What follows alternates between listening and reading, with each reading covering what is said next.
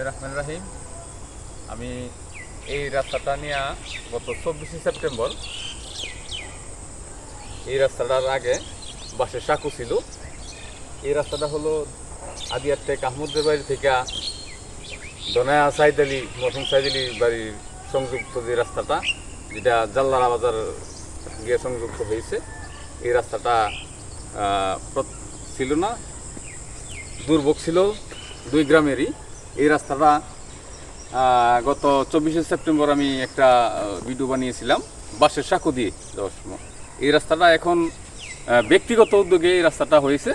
খুব সুন্দর একটি রাস্তা, প্রবাসী নাজিমুদ্দিন সাহেব এই রাস্তাটা করে দিয়েছে, তাকে আমি অসংখ্য ধন্যবাদ জানাই। এই রাস্তাটা হওয়ার কারণে দনায়া এবং হাদিয়া টেকের এই সংযুক্ত এই রাস্তাটায় দোনো গ্রামেরই অনেক উপকার হয়েছে। আমি ব্যক্তিগতভাবে তাকে অনেক অসংখ্য ধন্যবাদ জানাই এবং এই দুই গ্রামের যে বন্ধন সেটা আরও শক্তিশালী হয়েছে। এখানে দেখা যায় বর্ষার পানি আসলে এখান দিয়ে যাওয়া যাইতো না, বাসের সাঁকো বানায় অস্থায়ীভাবে বাসের সাঁকো বানায় এপার ওপার পার হইতো।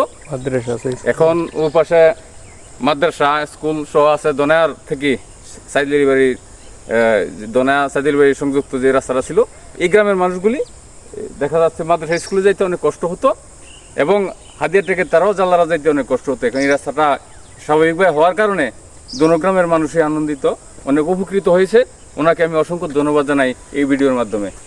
ধন্যবাদ এই আপনাকে, যিনি এই রাস্তাটি এই মহৎ কাজটি করেছেন। ওনাকে আমি আমার পক্ষ থেকে এবং গ্রামবাসীর পক্ষ থেকে অসংখ্য ধন্যবাদ জানাচ্ছি।